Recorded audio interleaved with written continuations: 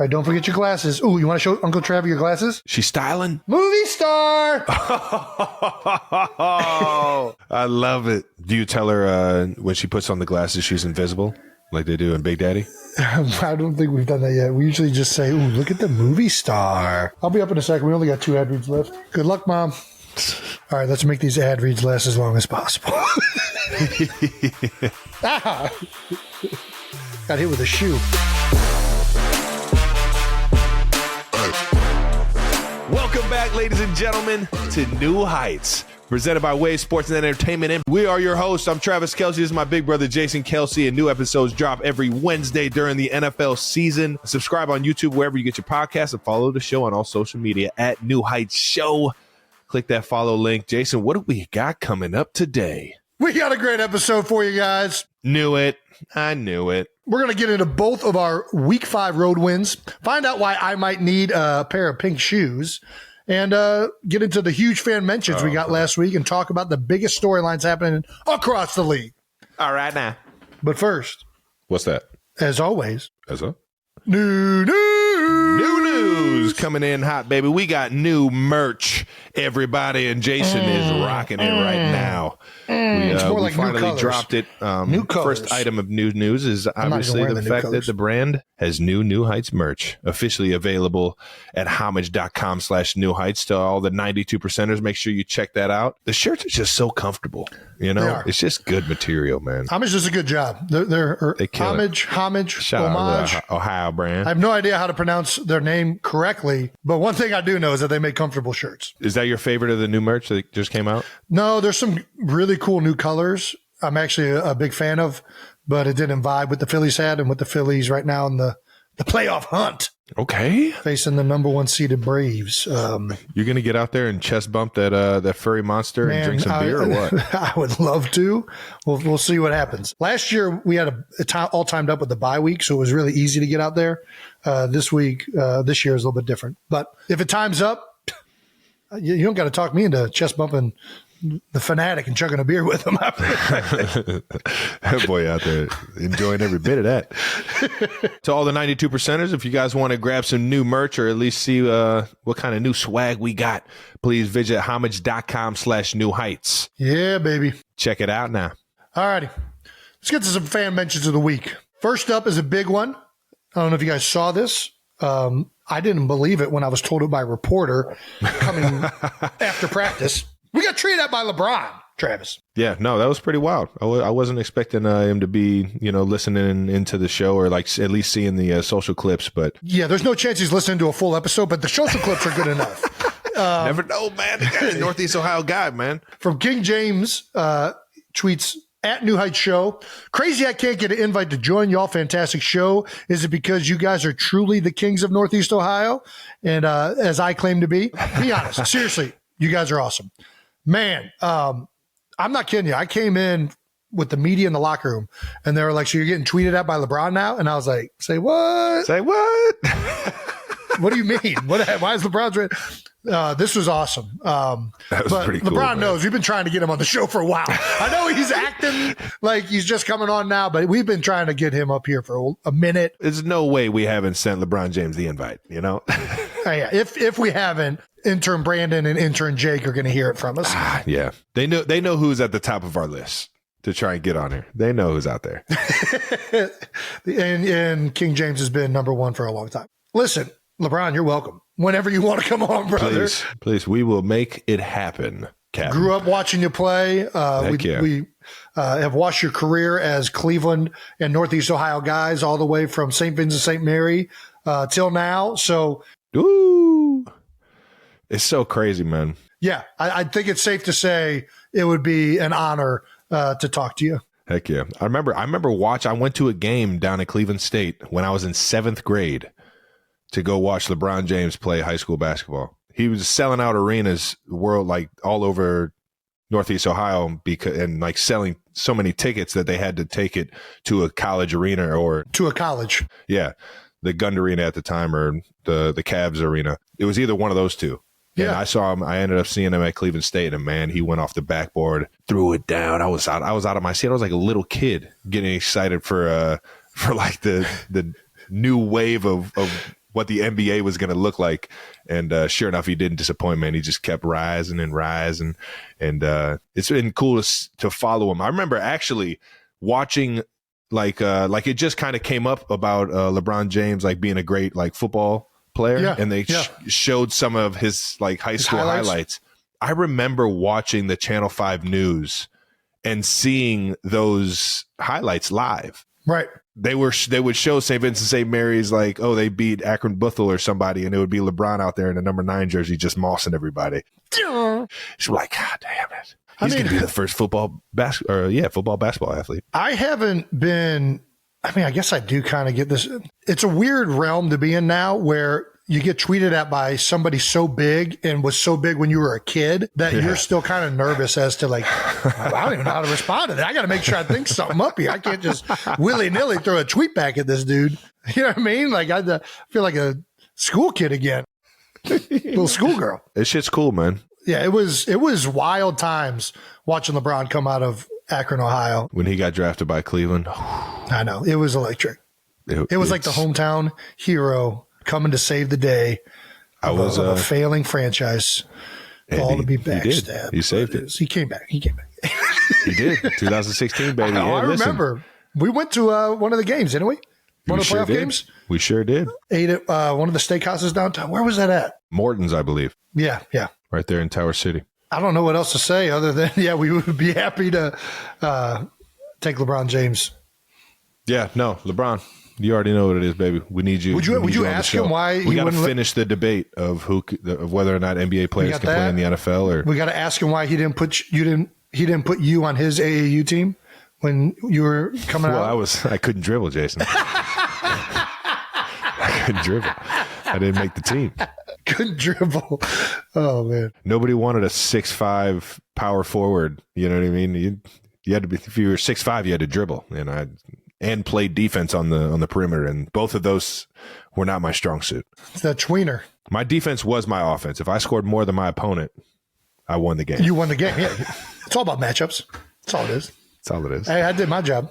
Not right now. That's like in hockey when I was back checking, and they're like, Jason, why aren't you skating fast enough? Hey, I'm my guy. If that guy scores, that ain't my guy. Why would I skate? I ain't going to waste my energy getting over this guy getting beat. That's his problem. This is before I knew what team sports were about. God damn. GDI, son. GDI. Yeah. Goddamn individual. Had to evolve that mentality. Oh, man. Dad, let me know real quick. It's not acceptable, Jason. Next fan mention is something we've been wanting to address. We got several comments of it on YouTube. At AcidBurn772.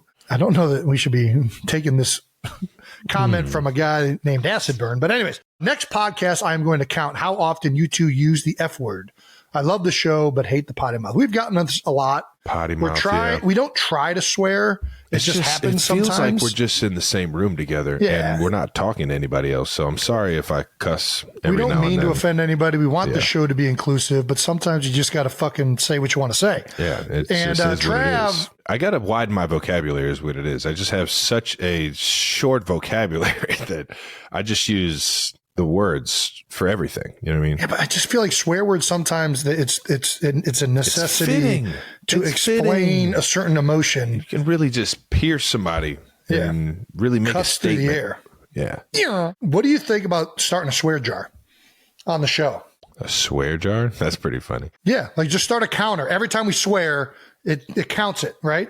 Okay. And then maybe potentially down the road, that count turns into some type of charitable donation based off of the count. Ooh, where do you think it would go? I think we could figure that out. Maybe leave it up to 92%ers to help us pick a charitable foundation. Maybe send a kid to college. Maybe us swearing pays for somebody's college tuition. Then it's good swearing, right? Then you want us to swear. I think that's pretty cool. Yeah. Do you like that idea? I think it'd be fun. The fucking New Heights College Scholarship. There we go. Yeah. Huh? I don't know how we got here, but I'm in. Let's fucking do it. Let's fucking go. That's 2 right there. I don't know what 2 means. Is that 2,000? Or is that we got to we got to see what the count looks like. Yeah, we got to. Math is to be determined. We do know the count will be indicative. I don't even know if that's the right word. That's why I swear, because I a lot of times they just throw out random long words like they mean anything. All right, here we go. That's it for new news. Keep it moving. Thank you for bringing that to our attention. Hopefully we can send a kid to college and get them a fucking education so they're not swearing all the time. Cheers, boys. That does it for fan mentions for this week. Thank you always, 92%ers, for giving us some good content to talk about. Let's keep this thing moving and jump into no dumb questions, because everybody knows there's no dumb questions, just dumbass people. Just dumb, just a world full of dummies. And you're looking at two of them. But your questions are not stupid, so keep them coming, baby. First one from @FattyCat3. All right now. It's a good handle. On Threads, can you explain zone coverage? That's a fair question. That's a pretty fair question. What is the mysterious zone everyone keeps mentioning? And why do I always think of Top Gun's highway to danger zone? That's a fair question. And I guess it's kind of like a Top Zone or Top Gun's highway to the danger zone, right? It's a little zone coverages. Like yeah, it's like a little. I don't know. Highway to there is a danger zone, and that's danger a specific area, and that's what zone coverage is. So, why don't you go ahead and explain some zone coverage, Jason? You're throwing this at me because you want to trap me because you know that I am not as familiar with this as you are. But you know what? I'll take the bait. Let's see it. Let's hear it. So zone coverage, as opposed to man coverage, is what it sounds like. Man coverage, you have the offensive player in front of you. You are locked on. That's your guy. Speaking from a defensive standpoint. And then zone coverage is you are responsible for a portion of the field or a spot. And oftentimes that is in relation to where receivers are located and can change based on formations and structure of the offense. Very well put. There are different types of zones. Just like there's different types of man. Yeah. Okay. There is middle field open. Ooh. Which would be two safeties in the middle of the field is kind of that are splitting the halves of the field or quarters. Nice. Then you have middle field closed, which would be a single high safety playing the zone in the middle of the field, deep part of the field. Middle field open coverages are typically forms of 2 or 4, and there are combo coverages, which I will admit I am less inclined to understand. And then there is your generic cover 3, which is a type of middle field closed. Another type of middle field closed would be man coverage with a single high safety in the middle. Travis, I think this is where you come in and get more detailed than what I was able to. I'll give for offensive line. Thank you. That's pretty damn good, man. You could play for me any day, bud. All right. So basically, your zone covers exactly what Jason said. You have a certain area on the field, or you latch onto a specific guy if he comes through your zone. Right. It all switches. It all depends on what kind of or what style of defense you have, and the strategy that the defensive coordinator, is teaching, and that switches in every single defensive room in the league.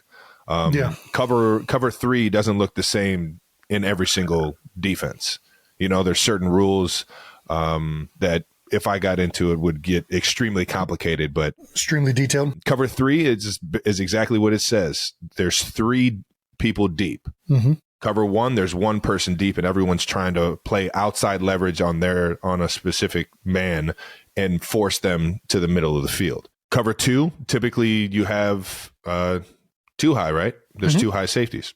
Cover 4, there's 4 people deep. So it's really telling you how many people are the furthest back, and that actually tells you certain rules that the underneath guys have as well. Very, very nicely done, Jason. So there's some zones that I am unfamiliar with. Okay, let's talk about them. So what is cover 6? I know it's some type of 2 and 4 combined, but I don't know what it is. It actually switches in every offense too. So how you label defenses switches in, like how you schematically label a defense or your coaches label a defense is going to be different in every single offense. Like some people say quarter half is cover 5. Some people say quarter half is cover 6. And a combo coverage like quarter half is cover 2 on one side and cover 4 on the other side. Right. And what that does is just presents certain answers for teams if they go 3-by-1, situations like that. Yeah, that's all I really got for you. So it's like quarter, half more based on offensive. Like, would that be like something where they call cover 4, but then because there's so many players to a certain area, they play cover 2 in the other side too, because there's less space over there maybe for one player? I think it all think it's called right away? I think it's called right away. Some people just love to run, cover 2 or cover 4 to a 3-by-1, or even in a 2-by-2, and just give like certain blitz looks out of it. It can get pretty complicated, but at the end of the day, they call quarter, half, because there's quarters. There's technically 3 safeties deep, but there's if you look at the middle of the field. Yeah, if you look at the middle of the field, all right, nice. If you look in the middle of the field, one half of the field is playing cover 4, and the other half of the field is playing cover 2. So it'll look like there's 3 safeties deep, but you're really playing a combo coverage of a middle field open style defense. Yeah. Which typically presents all the underneath guys that have inside leverage, except for the corner in cover 2. Yeah. I don't know if any of this is helping you, Fatty Cat. I hope we answered at least something. Yeah. I think the bottom line is a lot of the zone coverage principles allow the defense to pass players off and sit in their areas, and there are certain route combinations and, oh my gosh, what am I? Concepts. Thank you. There are certain concepts that are good for different coverages, for zone or man. All of these things are called usually with certain things in mind. And when the defense can make these zone coverages look as similar as other zone coverages, make them all look kind of the same, it presents difficulties in trying to decide where players and defenders are going to be from a leverage standpoint. Good DCs make them all look the same, in my opinion. If you can make your 2, 4, 3, if you can start in the same presentation and get to it, that's when you really got something tricky going on in the back end. If you can hide it, man, it becomes tough. It's harder to do than it says, and if you got some players that are horses, you can get compromised trying to hide it. But it definitely it's harder when you don't know what it's going to be. That's for sure. Anything that, as a defense, anything that you can do to just get the offense to be a tick off, because a lot of the offense is based off of timing. The quarterback's drop when he has the ball in his hands, the timing of a certain route, an over under read, and there's so many different reads for the quarterback, but it's really based off of his timing, his footwork, his feet, and his progression throughout the play all have to match up and kind of be in sync to get the ball out on time. And if you can get an offense to kind of tick their feet or second guess, that's when you got something. Fatty Cat, I hope that kind of explains zone and what these zones are. Yeah, Brandon, we're going to need you to clean that up too. We're going to have a test here for you coming up. All right, here we go. All right, now. The next question is from Lyle. I think I got that. Lily 84. All right, on Instagram. What was the best school lunch in your opinion? I'm going back to PB&J. That was the one that we had the most. Yeah. It's so complete as a sandwich. Have we talked about this already? I mean, I eat Uncrustable probably more than I eat anything else in the world. PB&J's. Listen, Uncrustable has been a fantastic invention that was not around when we were kids, but we would have been on board with that shit for sure. I mean, chicken nuggets, you can't go wrong with chicken nuggets. Chicken nuggets? How are you having chicken nuggets? You're talking about hot lunch. The school's making it. Yeah, 100%. What else? Pizza. Schools made pizza. Yeah, they made chicken nuggets. There's a few, pizza bagels. I remember that at Fairfax. Oh gosh! But it was an actual bagel. It wasn't like the little ones. I remember we got packed lunches a lot growing up. Yeah. 100%. Mom and dad definitely were packing lunches and acting like they were trying to be healthy, but it was not healthy. Gushers, fruit roll up. That was, oh gosh. You always got that one. How did the company, whoever makes fruit roll up, how did they convince moms across America that was like a portion of fruit? Like that was like the fruit side of the lunch. I got my PB&J and my fruit roll up. Set it on the box. Set it on the box. Guaranteed. Like that is amazing. What's the Tommy Boy line? I don't remember. It says it on the box. I want it on the box. It needs to reassure, hey, look at me. I'm all right. No, the biggest thing about school lunch, sure. tater tots are great. You can't go bad with those. So at Cleveland Heights, we used to get open lunches where you could leave school premises. Well, actually, that was before, and then we just kind of did it. Yeah. And there was a Wendy's across the street. I'm not kidding you. Every day for about 2 years. Junior bacon cheese. Dude, I junior had bacon cheeseburger. 2 junior bacon cheeseburgers. They were on the dollar menu, man, in a 5-piece, man. This is 5 before pieces the were on value $1 menu. too. It was all the dollar. That's what I'm saying. It was 2 junior bacon cheeseburgers, a medium fry, a Frosty. Frosty, you had to get the Frosty, man. And 2 nuggets. I think it was 5-piece, maybe it's 6. I can't remember what the number count was. This was every day, folks. Every day. And then I would come into the lunchroom and I would get a honey bun and a fruit punch Fruitopia. Fruitopias were undefeated in the Cleveland Heights University High School District. And that is how you build a world-class athlete, ladies and gentlemen. That was the best, man. Did you ever get in any food fights at Heights? I did not. No? I've witnessed them. Dude, I was a fucking menace, dude. I was eating at Wendy's. I wasn't in the cafeteria very often. Early on, freshman year, I was in the social room and in the lunchroom a little bit. But then after that, I was at Wendy's, though. I got some karma, man. I got some bad karma coming my way, man. Did you start some lunch? Dude, every fight I would start a food fight. Anytime I would see like a fist fight. Yeah. Because you see a fist fight, everybody gets up from the table and like runs over to like see who's fighting. Well, that means there's a bunch of trays with just waiting to get tossed. Just throw an open milk carton, watch it splatter on the wall or something, and now all of a sudden everyone's throwing. Oh man, I definitely ruined some. I ruined some people's day for sure. I just like watching Mr.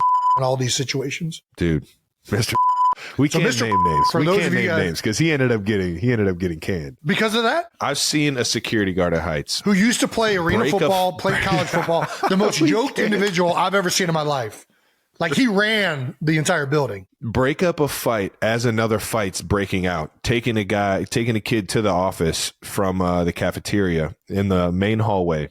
Another fight breaks out that looks extremely out of control. So he's like, "Oh, I got to go make sure nobody gets hurt right here." Tells the kid to stay put right there.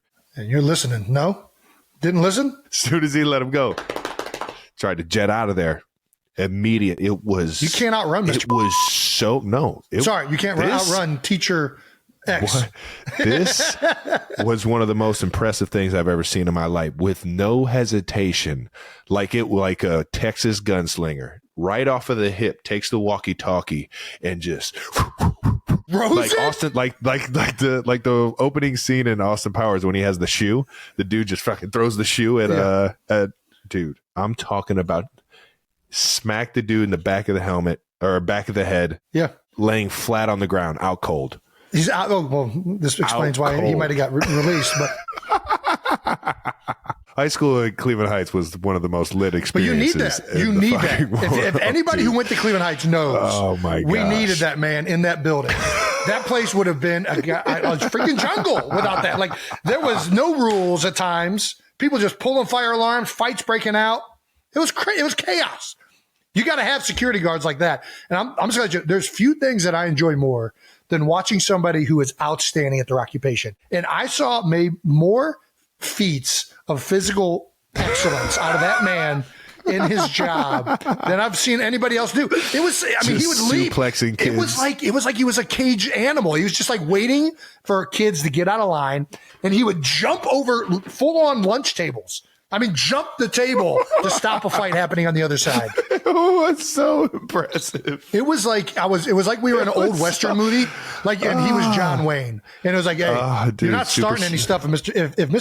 is in the vicinity, super you ain't starting nothing. You ain't, you gotta, unless you got a death sentence. Unless you want to get body slammed. But kids need that. I'm telling you, you can't just let kids know that these security guards can't do nothing. You gotta stay in line, man. You gotta stay in line. Do that shit. You were minding your P's and Q's around Mr. I guarantee you that. Stop saying his name, Jason. Heights.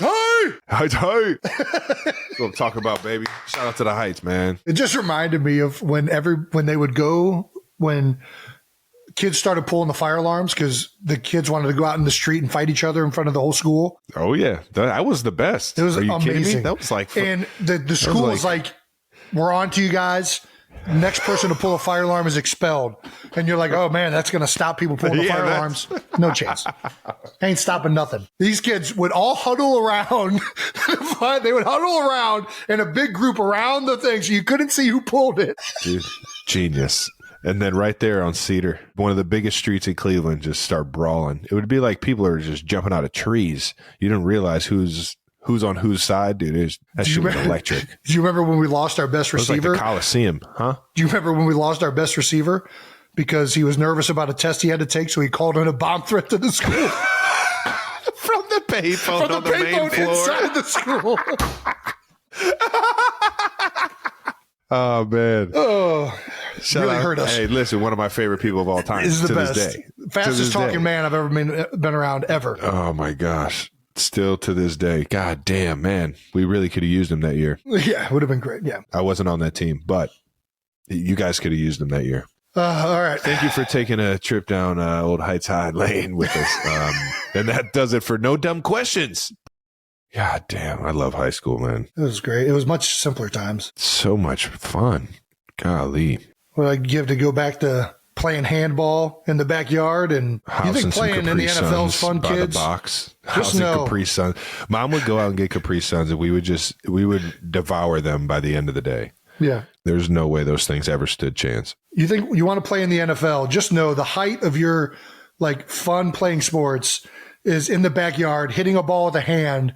And if it hits above the second floor window, it's a home run. If it's below, it's a double. And if you don't get it to the house, it's an out. That's peak sports fun. So just letting all you kids out there know, get in the backyard. It's all downhill from here. I'm just letting you know. Get in the backyard and make up a fucking game, kids. All right, please. No more. Don't play something that has rules. Make the rules up. Make them up, man. You got to get creative out here. Let's keep this thing fucking moving, man. Tee up some bold topics to wrap up week 5 in the NFL, starting off with both of our games. I'll start off with yours first, Jason. Eagles 23, Rams 14. Moving on to 5-0. I'll take it. Initial thoughts on your first trip to SoFi? Did you feel the magnifying glass that was over top of you? No, I didn't. It wasn't hot. It was a good temperature with the nice breezy. The sun coming through the roof there didn't really affect anything. I thought it was really nice. I wasn't a big fan of the stadium.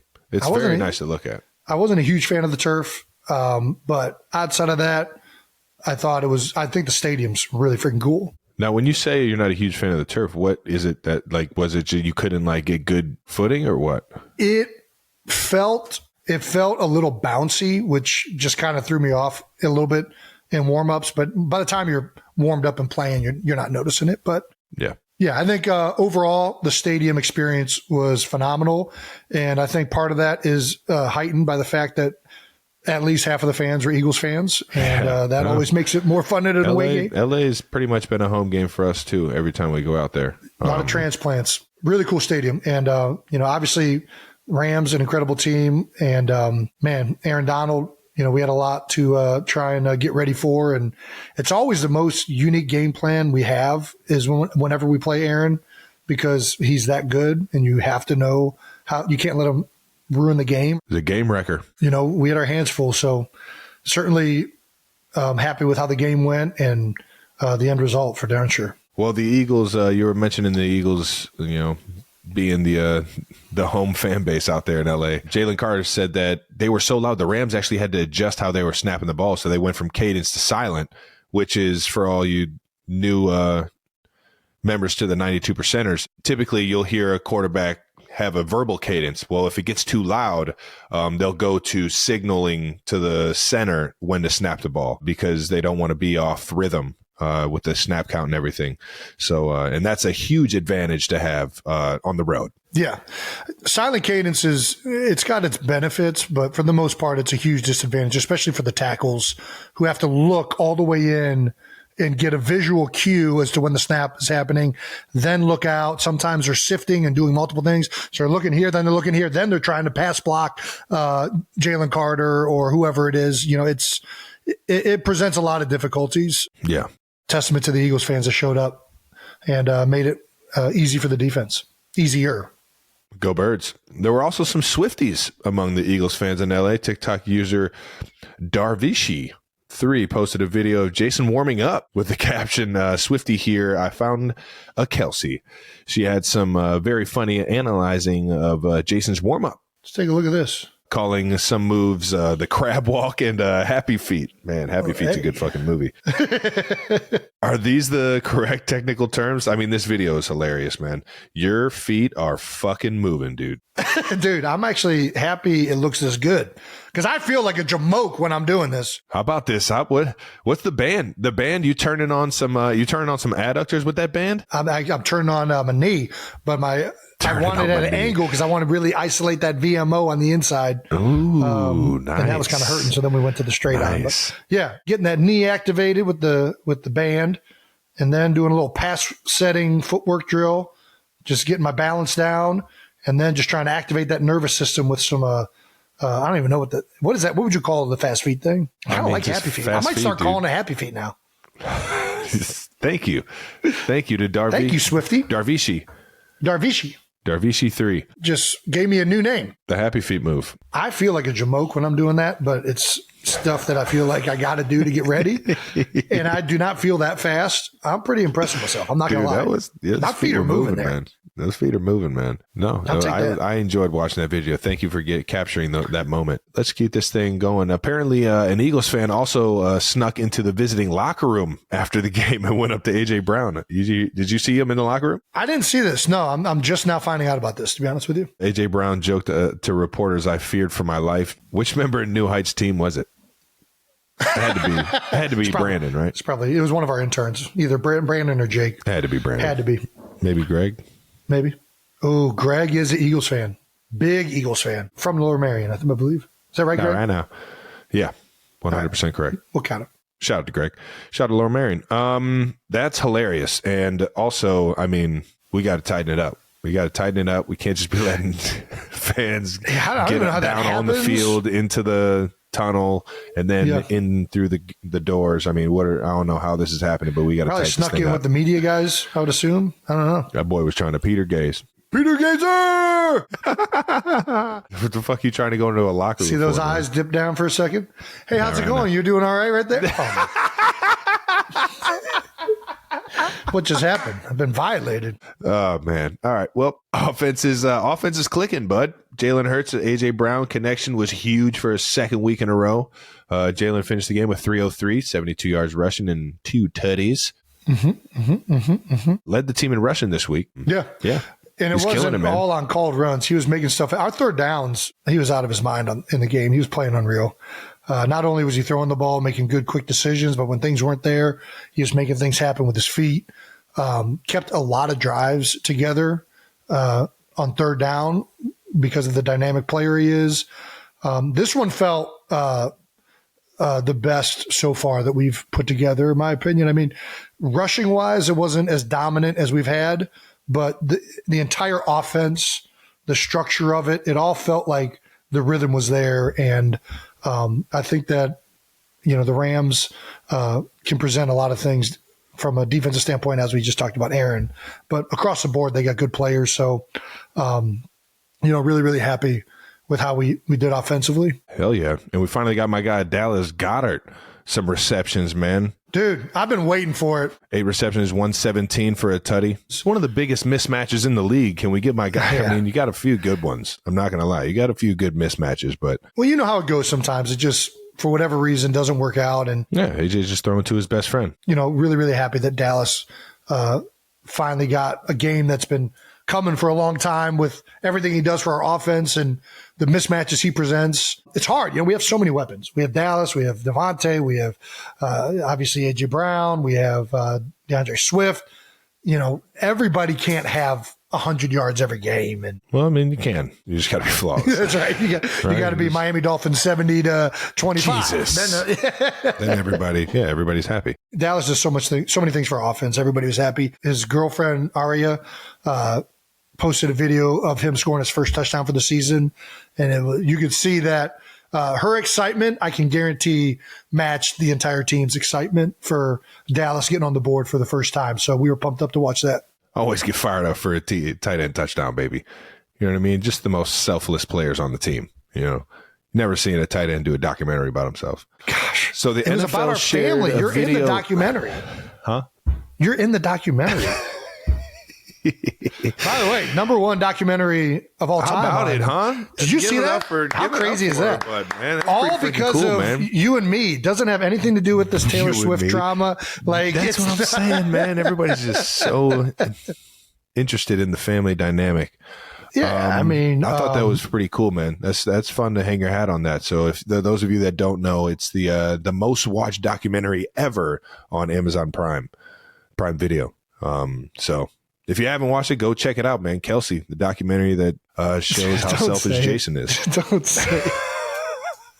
It's just so fun, man. Listen, I'm in there crying pouring my heart out for you, bud. I'm in there crying too. We're both crying. All right. I'm in there pouring my heart out. I can make jokes. Okay. Yeah, I know. It was fun. I'll go watch it again and add another watch to add another view to it. But let's get back to AJ Brown leading the team in receiving for 6 for 127. But the highlight of AJ's performance was, we already know, Baby Y enjoying some pink cleats. Breast Cancer Awareness Month. Is it breast cancer awareness? Yeah. That's what I thought. So I think now it's only been doing it for my entire career. Well, it used to be just breast cancer awareness. Now it's like multicolored, and it's called oh my gosh, what's the name they use for the month? It's I knew it was something else. It started with strictly breast cancer. Crucial catch. Now it's incumbent of like a bunch of different charities. There's basically a rainbow for it to go with all of the charities. But this was a throwback to when it was just breast cancer awareness. We used to get pink everything, and guys would only wear pink stuff. And that's, I think, why he chose the pink shoes. Well, we got a video of what Kylie put out of Wyatt watching the Eagles game, and she didn't miss those pink shoes one time. Oh, I see the pink shoes again. I see AJ Brown shoes. Me too. I see him. Dude, I mean, dude, that's pretty cool. The moment I saw the video, I was immediately smiling, and I hope she's so cute, man. I mean, it was adorable. And you want to talk about good advertising for AJ Brown? I mean, I firmly believe if you get a kid that is just like if you can maintain the attention of a child, you're doing something right. Like that is hard to do. You're killing it. Right. Like kids but every single time they showed him, she's like, pink shoes, pink shoes. Everybody else in this, adults are definitely saying the same thing. They just don't say it on the camera. I got to give me some pink shoes. There we go.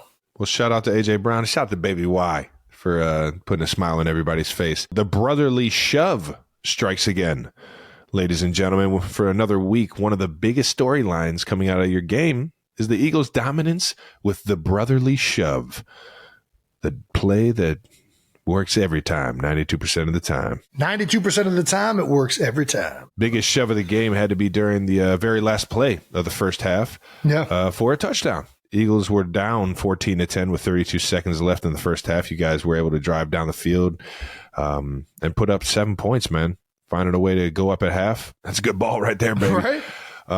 Was there any conversation before the drive about trying to go for a field goal, or was it all just touchdown? I mean, you got 32 seconds. What are we really thinking is possible here? Yeah, I mean, when you have 32 seconds, first of all, whenever you're going into a 2-minute drill, the goal is to just get points. Yeah, especially before half. Yeah. Before half. So 32 seconds, I think all of us were probably expecting 3 points if we were going to get some. And we just had a few big plays that didn't, and we had all of our timeouts. And then the huge one at the end there with the defensive pass interference in the end zone that got us the ball on the 1. And then once the ball is on the 1, I mean, I think everybody in the stadium knew what was coming next. I mean, everybody did. Yeah. Did you tell them? Because there's a few copies out there like, what's coming. I mean, apparently other guys are doing it now too. Dallas said in an interview that he's talking about it with guys pre-snap, and you don't need to tell them. I mean, they know what's coming. Everybody's in the same stance. Everybody knows what's about to happen. We should probably bring on, I had a good conversation with Brandon in the rundown because New Heights team was actually at the game because they're LA based. All right now. And they were watching the game live. And he said that at every time there was the brotherly shove, the stands on both sides would erupt. Like, it was like the biggest play in the stadium because all the Eagles fans are like huge fans of it. Everybody else hates it. And everybody's just like, it's a pure adrenaline play. It's just, Dude, it's the closest thing to like the old school kickoff. Like you just get just a barbaric like mentality of, I gotta fucking run through this. Just organized mass. Both teams are just going to mush against each other. And whoever can mush the best is going to succeed for a yard. And this one for a touchdown was huge.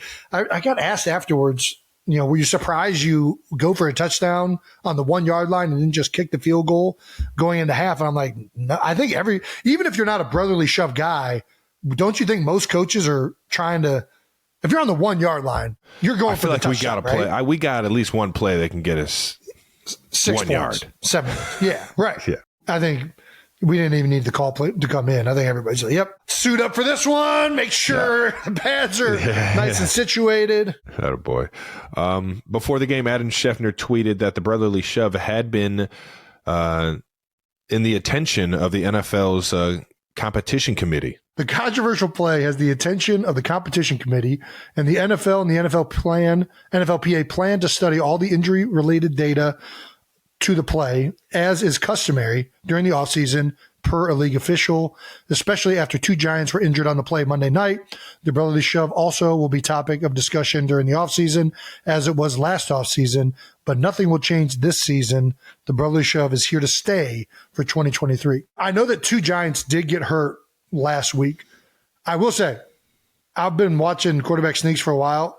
Outside of Patrick Mahomes, like injuring his kneecap, there really haven't been that many injuries on this play.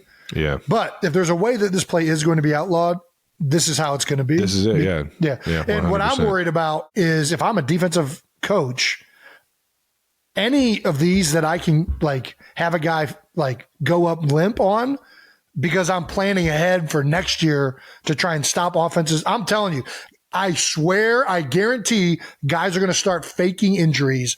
It's going to start off minor injuries at first, but they're already thinking about how can we get this outlawed for next season? Because that's all they're doing. They're just complaining. And now guys are going to start faking injuries, just like they fake injuries in situations to stop you from going bolt. And it's nonsense. It's not a play that has been historically a higher injury chance of prevalence. Well, we don't want to get you riled up because you already did get riled up. You got riled up on the sideline. Oh, nice transition, Travis. We don't get you fired up, but we did see get a little hot. You want to talk about it? I mean, listen, I think our offense has been unbelievable. The last few weeks, we're really starting to find our identity. Everybody's starting to play well. Everything's gelling. The one thing that has been really frustrating has been the red zone offense. I don't know what we're ranked. It's like something. I mean, we're bottom of the league. Just settling for field goals, dude. There's a stat out there where it's like, hey, Jake Elliott, at least going into this game, I don't know if it's still true after this past game with the Giants, but like Jake Elliott has outscored the Giants, and some people are like, hey, that's good, and I'm like, dude, if your kicker's kicking it that many times, it ain't good. Like, we're supposed to be getting in the end zone, dog. Like, field goals, we're lucky we have Jake Elliott. We wouldn't be 5-0 without Jake Elliott. We got to get the red zone fixed. And a number of things happened in the red zone this past week. Communication issues. We had to delay a game. Multiple things build up, and you start getting frustrated. It all builds up. And me, for me, I've always had an issue once everything builds up, and then you just let it out, and it's not the productive way to do it. And I can't do that. And it's a Kelsey way, man. Yeah, but it's not good, and it's not productive, and it's not respectful. And I think, I mean this like with every fiber in my being. Like, I love my teammates, my coaches, everybody in the Eagles organization, like their family. I don't think that's under question by any means. Well, and I think that's part of the reason why sometimes this happens. Like, I don't get, if a Starbucks lady messes my order up, I don't blow my gasket. This tends to happen. You ain't going only in situations. For some reason, this has been my whole life. Kicking and screaming. This happens. Like, I'm just like, what with my coffee? Yeah, but it's not acceptable. And like, even if I'm not even offering anything of substance to improve it in the moment, I'm just like letting out frustrations and airing out things that are frustrating that are killing us. And, we want to be really good. And I know that we're 5-0, but, we could very easily not be 5-0. And the one glaring thing that we need to get fixed is the red zone. And it's starting to become a major frustration for me, but I got to handle it better than this. And I think all of my other teammates are handling it better than this and being adults about the situation. I got to be better. That's the bottom line. I think you're on your ass a little bit too much about this. Everybody knows kind of teammate you are and what kind of player you are. And I think you're pretty well respected around that building. But at the same time, that's why you're one of the leaders, man. You can step away and see what it really looks like and make the corrections, man. Just the answer to your red zone problems? What's that? Dallas Goedert. You just got to keep fighting. He's the biggest mismatch in the red zone. Okay. Give my guy some fucking touches. But let's have some fun with it. There was 92%ers all over Reddit kind of making light of this situation. User Experian posted a video of you yelling and with the caption, "What was Jason freaking out about?" on the sidelines. Wrong answers only. So we're going to have some fun with that. Reggie Wigglesworth says Sirianni told him Travis was correct about straws only having one hole. You just see you getting fired up just talking about how many holes are in a fucking straw all over again. That'll get you fired up. At Booger Flickin said, telling him about Twilight. I love it. Yeah, the whole series. Knowing that again will get you fired up. I'm out of here once you start talking about that shit, though. At Team FYI, someone said he belonged in Hufflepuff. Yeah. Classic. That would get me that fired up because I'm not a fucking Hufflepuff. Appreciate the 92%ers for shining some light on a situation like that. Keep this thing moving on to Hassan Reddick and Jalen Carter. Man, them dogs, bro. Them dogs on the D-line. Bro. Them boys are nice, man. Well, Hassan Reddick and Jalen Carter came ready to play after the first two quarters, giving up 2 big touchdowns. The defense tightened things up. The rest of the game, shut them out, and only allowed 82 yards in the second half. That offense has been rolling, and they did get their premier player back in Cooper Kupp. And we all know what Matty Stafford is capable of doing. So, dude, that's hats off to the Eagles defense for keeping you guys in the game, or at least giving you guys a great chance in the second half to come out with the dub. No doubt. Hassan Reddick closed out the game a big way, 3rd and 10, and then 4th and 12, just minutes before the fourth quarter. Or just minutes left in the fourth quarter. Hassan Reddick sacks Matthew Stafford on back-to-back plays. Hassan finally got the cast off of his hand. He's been playing with something on his right hand, which I think I don't know if that factored in that much, but he certainly was there this game against the Rams. Jalen Carter was, all over the place. He's playing fucking lights out for a rookie, man. Man, I'm not saying this just because he's my teammate. I have not seen this many rookie D tackles impact the game right away like he's doing. The quickness, that's a the huge speed. He's got a savviness to him that you just usually don't see in a young guy. He knows when we're in practice and guys are pulling. That's something that most young players, it takes them a couple years to kind of evolve that vision to be okay, this offensive lineman looks a little off. I think he might be pulling, and then he's quick to react. And dude, he's a wild card. And I'm happy he's on our team. That's for dang sure. He is balling out, and that's gonna, when one guy is causing that much havoc, it's gonna open up everything else for everybody else. That's the way it goes. And with how many horses we got in the D line, hey, have fun, guys. I'm happy we ain't got to do it. You guys had a LeBron stat of the game. Hey. So we're going to start to mention every time there is a LeBron stat for both our teams. Do you want to describe what a LeBron stat is? Yeah, LeBron stat is these stats that are just insane numbers, and we're not sure what they really mean, but they sound fucking awesome.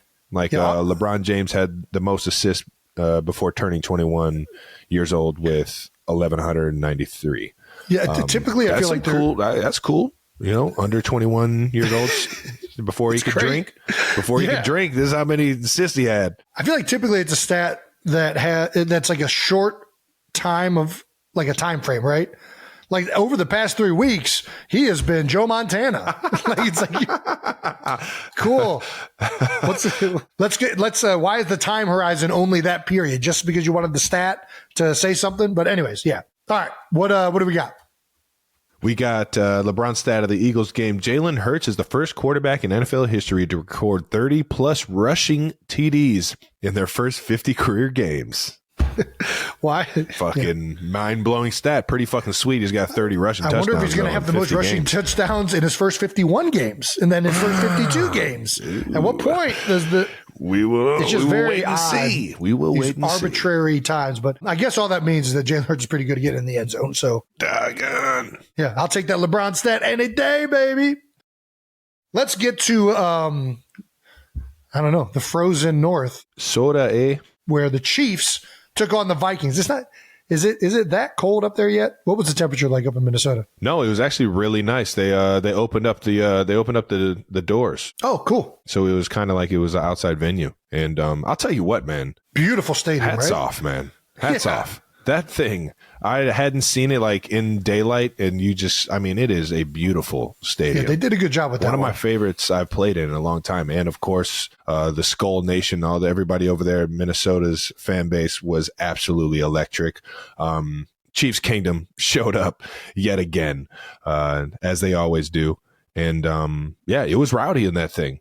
It was a rowdy afternoon in a competitive game, man. I got a lot of respect for not only the fan base, but everybody over there playing for the Vikings, man, coaches included. Well, let's start with this because you just brought up how much you love the stadium. I'm surprised you're saying that because early on you went down with a non-contact injury and a lot of fuss has been brought back up around turfs and stadiums. You know, I didn't find out about it till after the game because we were playing at the same time. And somebody was asked if you were all right. And I was like, my brother's hurt. I didn't even know my brother's hurt. But I watched the play. It looked like you just tried to cut right after making the catch. You're looking to cut back up inside. And did your ankle get caught in the turf or did it roll? Yeah, it rolled. I rolled my ankle. It was like a basketball, like you're coming down off a rebound and you just roll your ankle. Yeah. It was unfortunate. If you watch it in slow motion, my ankle kind of slips for a couple inches and then it finally grabs on the turf. And that's been the knock is that when you do slip, you don't just slip right through the grass. You kind of slip and then you have grabs.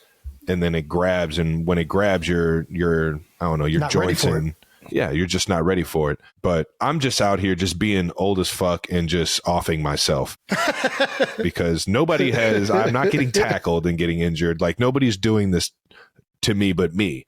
Yeah. And I just feel like a fucking jamoke and a grandpa every single time I go out there and just injure myself. So that's what the majority of my frustration was. Initially, felt a few things going on in my ankle that I didn't feel great. Really? Yeah, that's why when I first rolled it, I got right off the field and I really couldn't put much weight on it.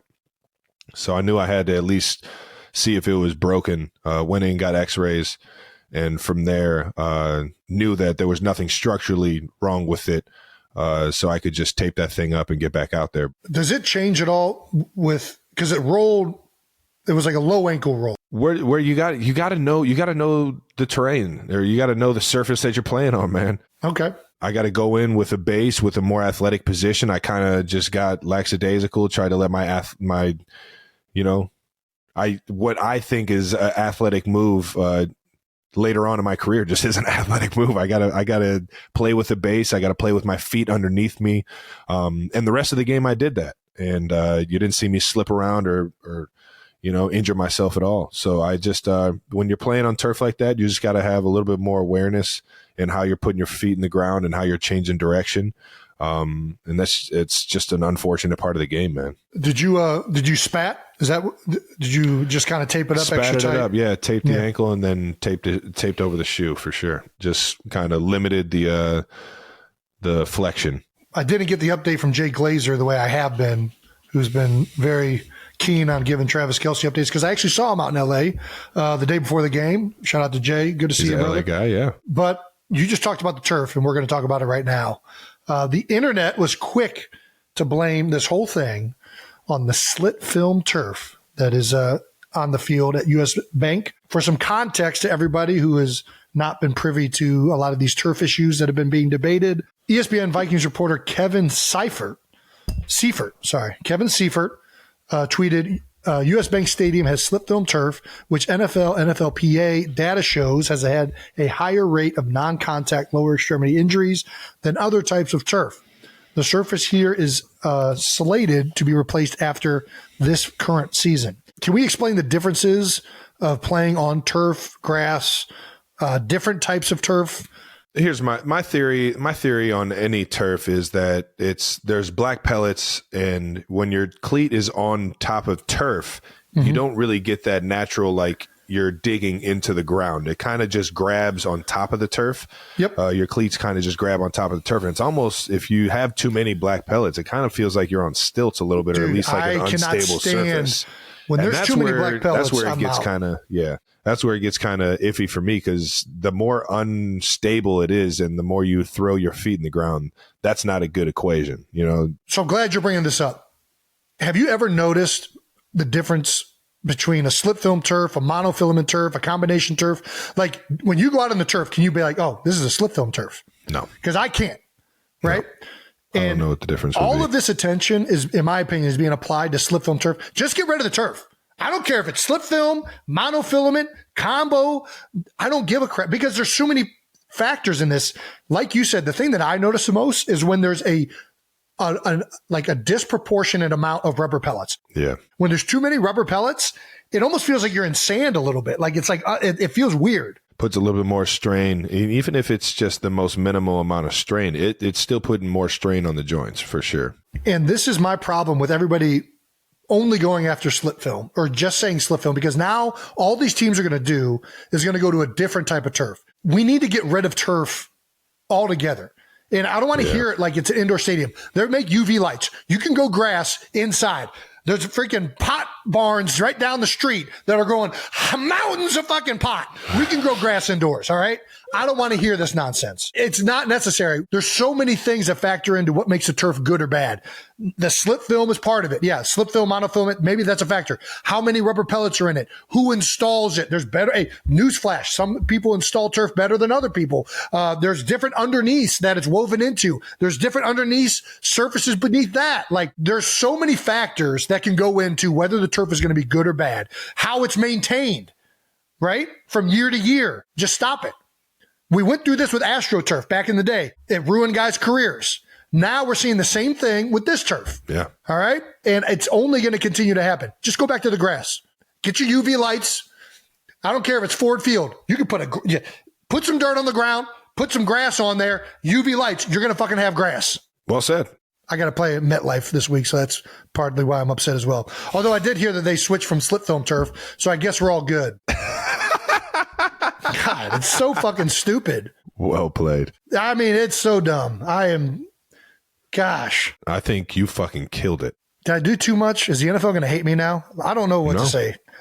I think you're a great ambassador. We added a few clicks to the swear jar. So at least we're helping a kid go to college off of that rant. Winning. Yeah, you're winning the swear jar right now for sure. All righty. We can keep it moving. Trav touchdown. Yeah, finally got in the end zone. You got in there, baby. Yeah. After the injury. It felt good, yeah. Yeah, walk us through it, man. Second half, it looked like a pretty cool concept. You guys were in like a little bunch formation.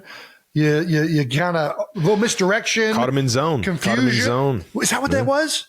Caught him in zone, in the red zone. Dude, we're stealing it. Watch out, Jets. Yeah. I shouldn't say this. Brandon, cut it. It looked like some sort of middle field open. So it was like a red, we call that red 2 in the red zone, where it's like a specific middle field open, almost like kind of like brackets. No, way different than brackets. Brackets has no deep. Yeah, way different. Way different than brackets. Yeah. Sorry. Yeah, I'm going to shut up now. No, you're good. You're good.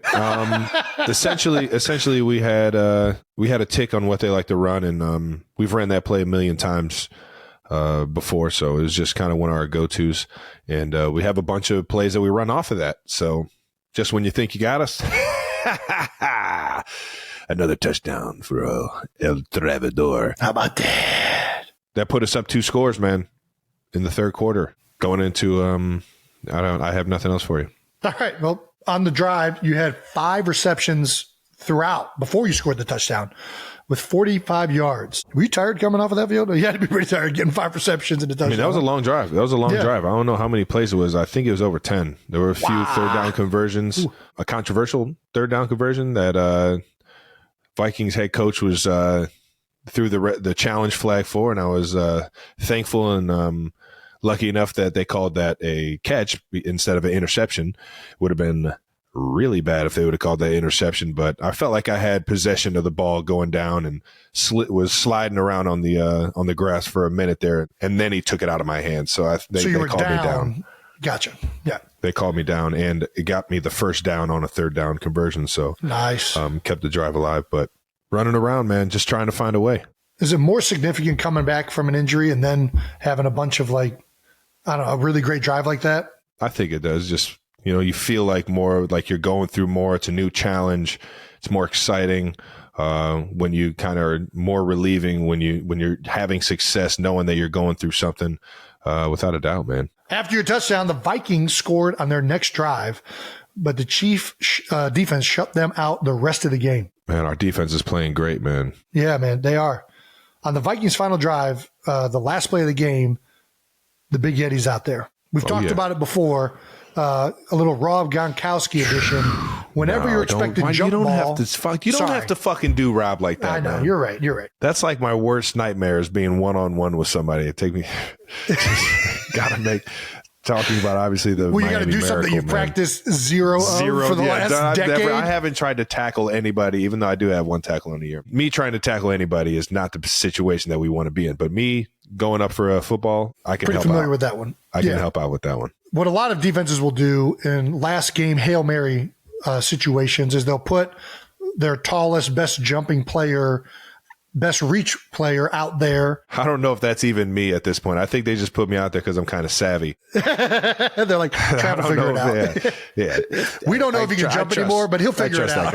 Yeah, Spags is just like, I trust you're going to do. You're going to figure it out. But yeah, I was waiting for it, man. I was waiting for it, and Kurt just got gobbled up by my guy Mike Dana, man. Yeah, man. I was waiting for that freaking ball. I was definitely going for the interception. Did you know you were going to go out there? Is that like you guys rep that a lot, I'm assuming, right? I mean, yeah, everybody has that package of kind of like that last play situation where they put somebody else back there. Usually, typically, like you said, like a taller, lengthy player, somebody with some length to him. When you're out there for that play, are you thinking of it through like how the offense teaches it? Because I feel like that play 100% is all taught the same now. Jump ball guy, one guy in front. Guy in the front. 1,000%. Right. So where do you hit it? You hit it to the side every time. Don't give it away. Now they're going to put a guy to the side. Listen, it doesn't matter. I'm so savvy. I'm going to fucking hit it to the other side. See the ball thrown. I'm going to look and see where everybody is, and I'm going to hit it to where they're not. Man, you make it sound so simple. It's like a volleyball guy. Like you're playing volleyball. Like I'm not going to hit it at somebody. I'm going to hit it to the open spot. Did you ever play volleyball? No, but I'm just getting your Misty May on. Yeah, I'm a gamer. Right. You know this. Listen, I do know any team activity. You want a Kelsey on your team. All right. We will not let you down. Well, the Chiefs D didn't let you down. They finished the game with 3 sacks and a fumble recovery. Our guy, Chris Jones, if you haven't checked out that episode, you're going to want to check that one out. All right now. On a 4-game streak now with a sack. He has 4.5 on the season, despite no training camp. Furthermore, cementing that our PA should be fighting for no training camp. And safety Justin Reed had 7 tackles with 1 forced fumble. Jay Reed, baby, out there just being havoc, man. 2 guys I just love playing with, man. Those guys love to have those guys on my side, man. Both of them are playing lights out as well as the entire defense. And once we start putting up points, like you said, you score touchdowns with good defenses, man. That's quite the advantage to have right there. So I'm with you, man.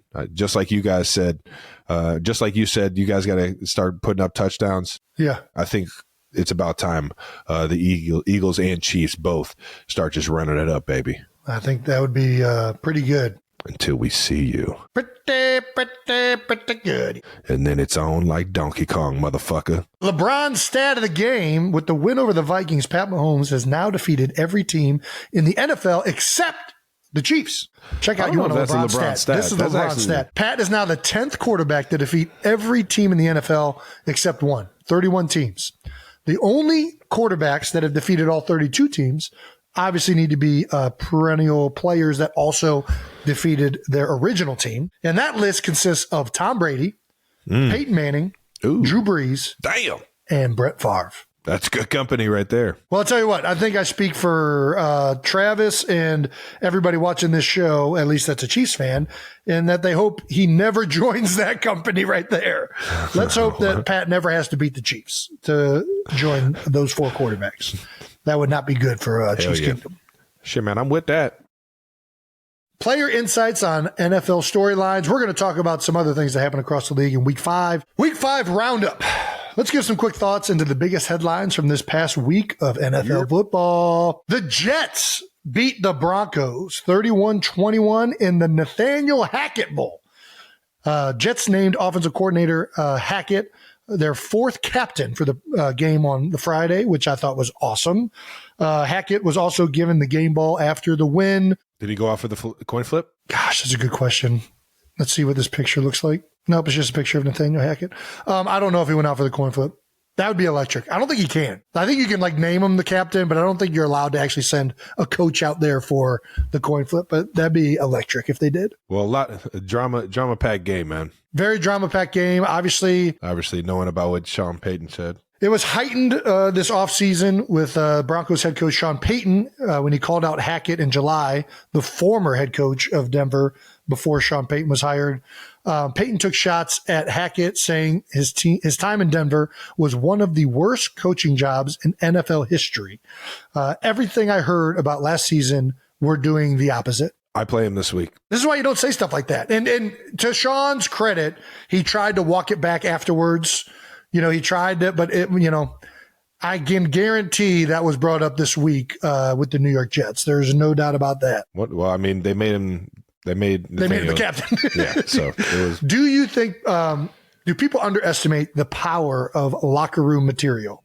All right. Bulletin board material, baby. Yeah. I think it's big. Anything to get the juices going. I play a little bit when I'm playing for something else, like more than just wins and losses. I'm playing for a little bit more like pride and playing for my guy next to me's, job and livelihood, knowing that this guy's given everything that he's got. Hell yeah. I'm fucking using that. I'm using that every bit of that. Sometimes I start digging for shit just to, in my mind, create that monster or create that aggression or that focus and that determined, mindset to go into a game with. I feel like when I'm playing my worst, I'm just kind of out there just playing for the fun of the game. Like when I have an aggressive mindset to get something done, and play a little bit more, like there's more on the line. 100%. There's something that happens when you're really either angry or it gets your senses going. It fires you up. Sometimes you just got to artificially get that going. And sometimes it's hard to get going artificially. So when a team gives you a gift like this, where you're like, yeah, oh yeah, okay, it's on now. I think it does make a difference. And I don't know, how many players were affected by this, but just in general, yes, I do think locker room material matters. I think that people use that to their advantage for sure. Do you ever give anybody any bulletin board material? I try not to, and and it's genuine. I don't want to, I don't really hate on nobody anyways. I think what I did wasn't necessarily bulletin board material, but I barked up the wrong tree one time. What's that? Playoff game against Tom Brady. 2015, I think. Yeah. You know how Tom Brady kind of runs down to the other side of the field and gets everybody hype in pregame warmups? No, I didn't know that. I mocked him a little bit. And he does it in Gillette Stadium. I mocked him a little bit. Oh. And I could see him go from getting hype with the fans to looking at me and just turning that switch on. Just who the fuck is this young dude mocking me right now? And I was just oh shit, I hope I didn't just create a beef for the defense. I don't even got to go up against him. Just poke the bear. I just poked the bear. And I felt it. I felt it when I poked him. Sorry about that, Chiefs Kingdom. It's not a guy you want to amp up. That's not the guy you want to poke. Yeah, I learned that. I learned that lesson. Real quick. Yeah, I think we had one with the Patriots too. That we shout out to Tom. I never did it again, Tom. It's on the Julian Edelman episode But we talked about it a little bit after the game when we won Super Bowl 52. Lane Johnson had a quote, and I actually said something too, I think. But either way, we played them 2 years after that, and you could tell they were still thinking about it. And we knew some guys on the team that said Bill brought it up the following season. And after the game, what Lane had said was, I think, they don't have fun in New England. I think it's all about something like that to that extent. And Bill had the most perfect press conference response after the game where he said, that was fun. Yeah, we had a lot of fun out there.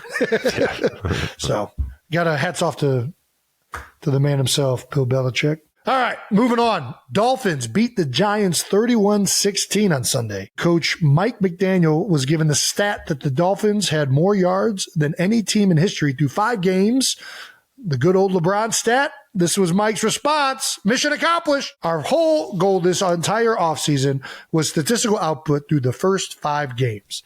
Well said, played. Mike. Gosh, well said. He's clever guy, man. He gets it.